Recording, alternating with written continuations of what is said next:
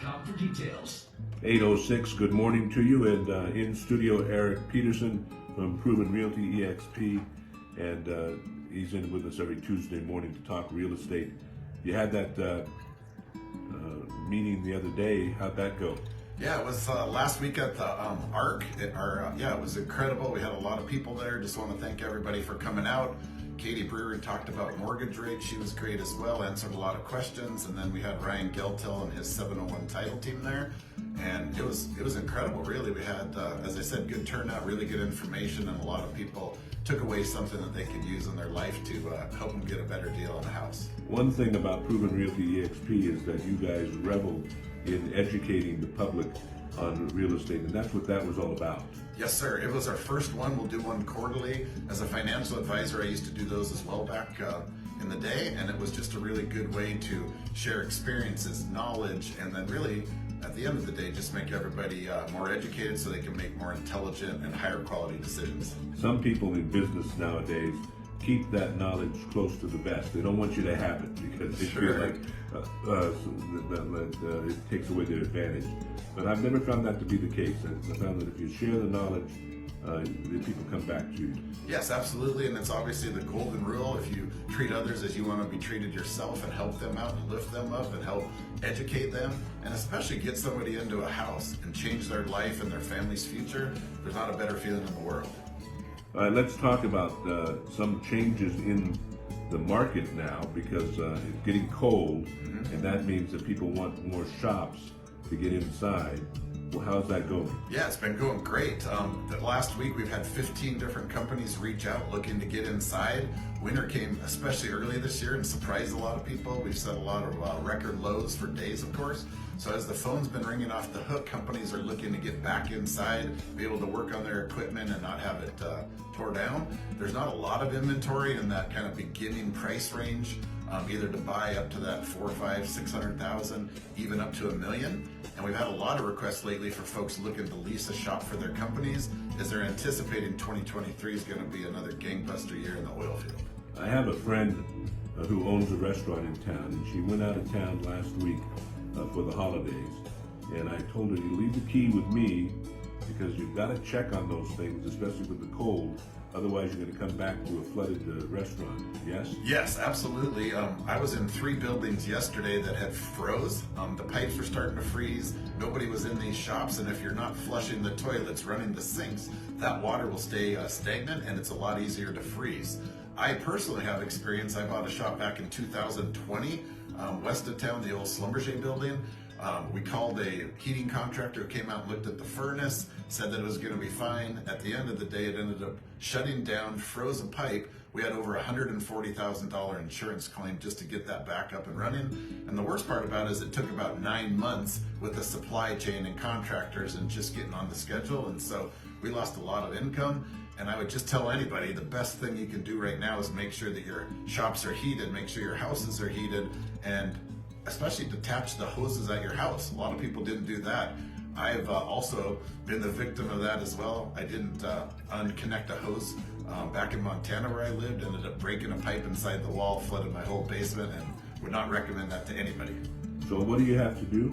So you just unconnect all the hoses in your house, and you can also make sure to winterize your sprinkler systems and make sure to, heat tape some of these outside faucets or cover them up.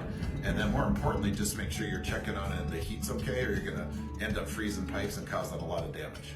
What's the sweet spot for shops right now? What are they looking for? Yeah, right now, there's not a lot of inventory in that 4,000 to 8,000 square foot range. Everybody wants 2 or 3 acres up to 5 acres.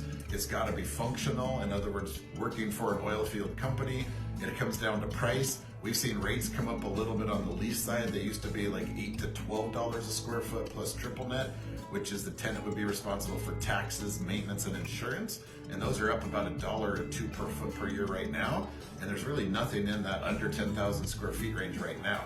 So if you have something like that and you're considering putting it on the market to either sell or lease it, now's the perfect time. I think we're going to have a big rush up until the end of the year. And I don't know if you've heard the news, but a lot of these oil companies' budgets for 2023 are increasing. In fact, Hess just announced last week that they're increasing their 2023 budget by 37% next year. That's going to be $250 million more. So that's going to trickle down to the service providers, those small to mid-sized companies, and they're going to need shops, they're going to need employees, they're going to need housing. And if you have any of those available right now, now's the time to get it on the market. Get them on the market quickly. Yes, sir. And now talk about property owners. What do we know about property owners? Do we have some tips for them this week? Yeah, number one, on the 15th of November in every county in North Dakota, it's the tax sale. So if you failed to pay your taxes for the last 3 years, your property goes up for auction on the courthouse. I went to one in McKenzie County last week. There was 10 properties that ended up going up for sale.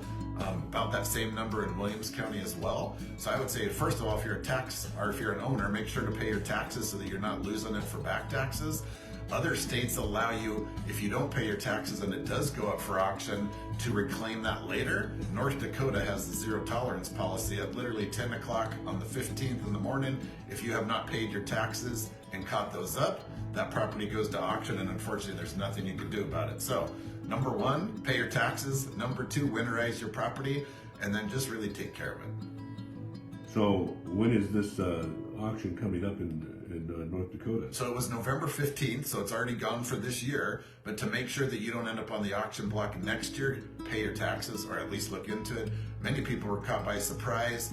In one case, they were sending notices to a P.O. box that hadn't been active for 3 years. And most people wouldn't know if they forgot to pay their taxes, especially on commercial property and land. It's not like an escrow in your house where the escrow company oftentimes make those tax payments for you. You know, the headline, speaking of Hess, unveils a $2.6 billion upstream budget for 2022. That is the really good news for our area. Oh, it is, and it's not just them, it's other bigger companies. We've had some of the big dogs sniffing around again, looking to implore some of the cash that they've been making hand over fist. We're now starting to get some political winds behind us, if you will, a little wind at our sails, and so I think moving forward that's going to be good, and it should be interesting to see how things go into next year. If I'm a property owner or somebody who's looking to buy a property or a house, as we get towards the end of the year now, what should I be thinking about? Yeah, right now interest rates have kind of come down a little bit from their high. I would lock in now. We still feel that inflationary pressure and believe that interest rates are going to go up again by the Fed. So if you see something, you're a buyer, make a good strong offer on it and try to get it to the finish line. Properties on the residential side are selling at about 95 to 96% of their asking price. So keep that in mind when you're negotiating. Make sure to put in a strong offer, get your financing lined up. We're having a lot of issues with out-of-state lenders. So I can't tell you enough. Get your lender here locally, somebody that knows the market, somebody that can get deals done. We had to push 5 of them off from last week with out-of-state lenders that just can't get these deals done quickly enough.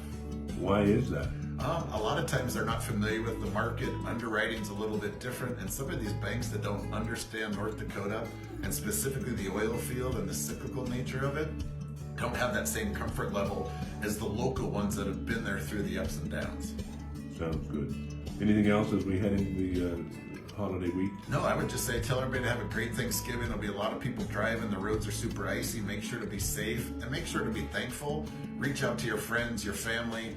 Pick 3 people in your life and just tell them how much you appreciate them, how much they mean to you, and how thankful you are for them. We live in the best country in America and the best state here. We have huge economic opportunities here. We live with great people. Just realize that the glass is half full. We are lucky. We are grateful. And happy Thanksgiving to everybody.